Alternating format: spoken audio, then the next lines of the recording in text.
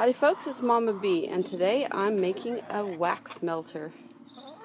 And I got this from another site. This idea is my own modifications on it, but you get the idea, and I'll put the link to that other site in the description below.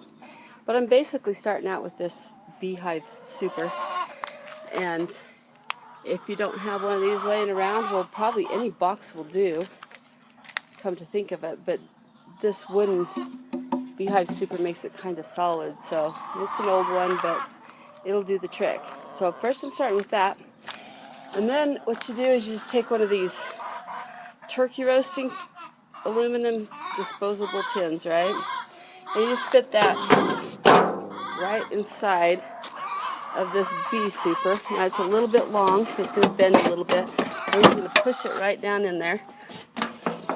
Yep, maybe. Bend it a little bit.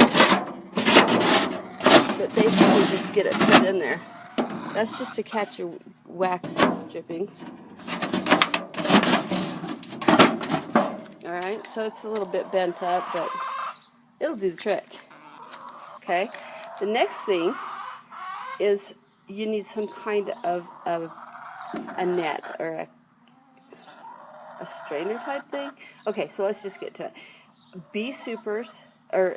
Queen bee excluders are excellent for this because it holds it perfectly on these supers, because that's what they're made for, right? But then, me being the complicated person, I decided I was going to save the super or the excluders for my actual hives, and I'm just going to do something. I've got this old screen. It goes around, you know, those fireplace guards?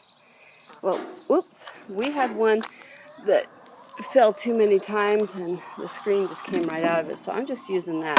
And I bent down the edges so that they're softer, and I cut it a little bit bigger than the super so that it kind of does this rainbow arch type thing. And I got a little place here where I can just easily grab it and pull it out right here.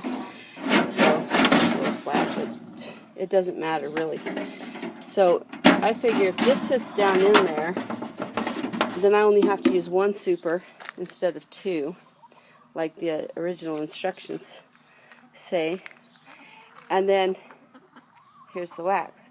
Now you're going to want to lay this paper towel down in there so that you can, the paper towel will catch all the gross stuff out of the wax, and the wax will turn into liquid and just go right through it.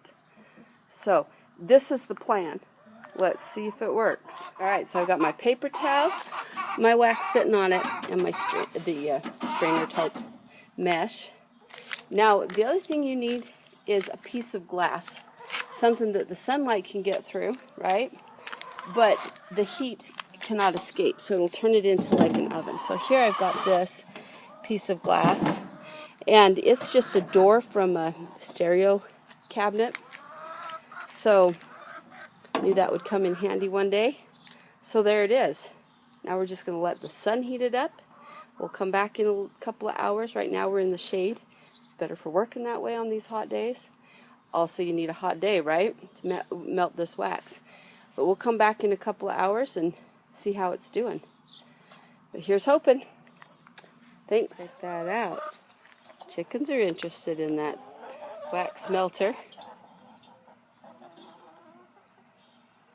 They're all curious.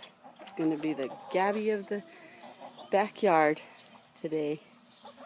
They're going to have to come see this new wax melter.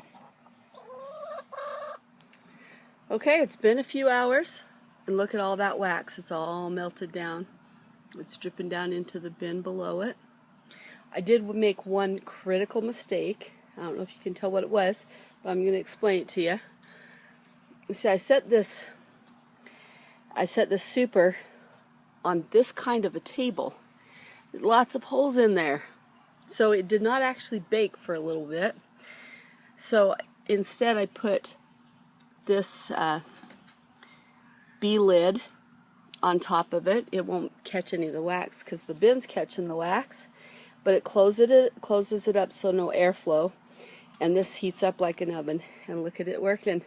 This is working great. I'm really excited about it, and I'm I'm actually really excited because all the methods that I tried using before are just really time consuming and awful. And while this does take time, it's easy, no mess, no fuss. So, hey, thanks folks for watching my video. I hope this inspires you, and have a fantastic day.